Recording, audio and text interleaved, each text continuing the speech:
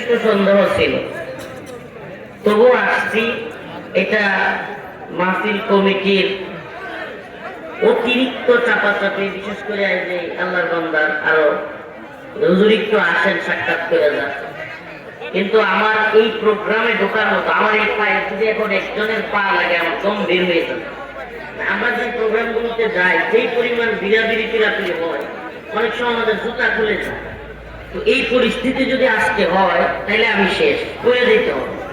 আমার পা এত ব্যথা এবং এই পাড়া এত ফুলা, এই জন্য আমি যখন উঠছি প্রচুর ভয়ে ভয়ে উঠছি। তো প্রোগ্রামে এই মুহূর্তে আসাটা কঠিন।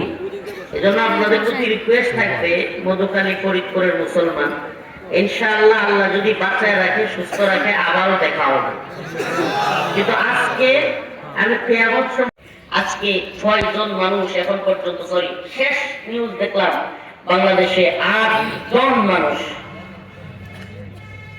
এই ভূমিকম্পে নিহত হয়েছে, 400 অধিক মানুষ আহত হয়েছে। 5.9 মাত্রায় ভূমিকম্প হয়েছে। আল্লাহ না করুক এটা যদি 7 হয়, এটা যদি 8 হয়, এটা আল্লাহ পারবে কি পারবে না? বলেন পারবে কি পারবে না? তাইলে সেই আল্লাহর সামনে মাথা নত করবা, সেই আল্লাহর সামনে সিজদা দেওয়ার দরকার আছে না নাই?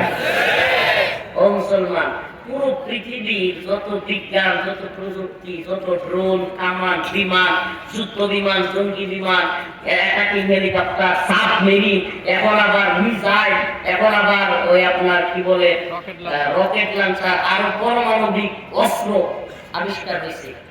আচ্ছা, যদি পৃথিবীতে মানুষের সামর্থ্য থাকতো, তাইলে ভূমিকম্প ঠেকায় দেওয়ার মতো অস্ত্র মানুষ বানাইতো কি বানাইতো?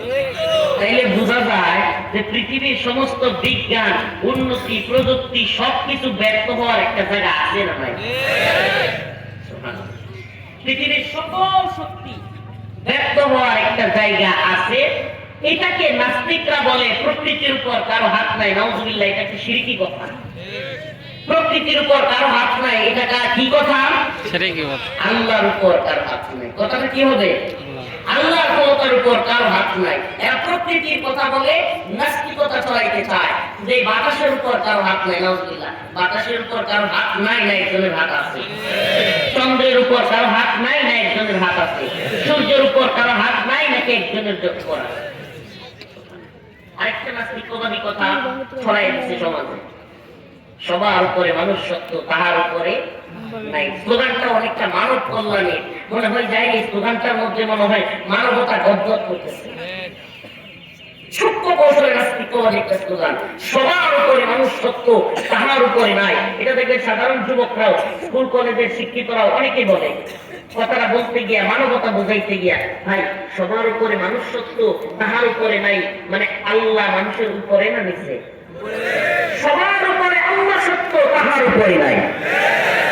স্লোগানটা কি হবে? সবার উপরে আল্লাহ সত্য, তাহার উপরে। এটা হলো মুমিনের স্লোগান। আর নাস্তিকবাদীরা সবার উপরে মানুষ সত্য বুঝে, মানবতাই হলো সবচেয়ে বড় ধর্ম। নাউজুবিল্লাহ। কি ধর্মের নাম কি? মানবতা। ও মুসলমান ইমানদার, হাদিসের মধ্যে আসছে এই ভূমিকম্প হলো আল্লাহ পাকের পক্ষ থেকে সতর্কবাণী, কিংবা আল্লাহ পাকের পক্ষ থেকে জমিনবাসীর উপর শাস্তি। যেটাই হইতে পারে।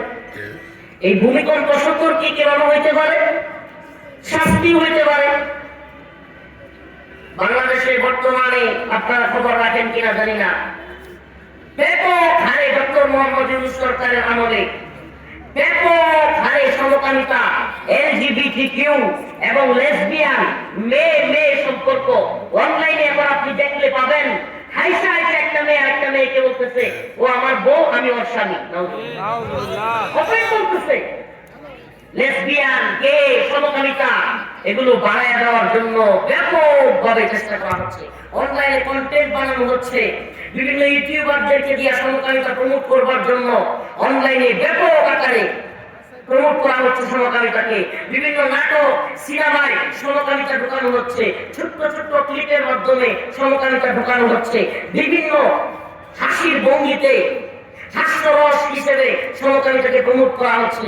এবং কোন খারাপ, এদের থিসিস হলো, এদের থিওরি হলো সমকামিতা বাংলাদেশ ফরমালি করবো না। আল্লাহ তাআলা আমাদের সবাইকে কবুল করুন।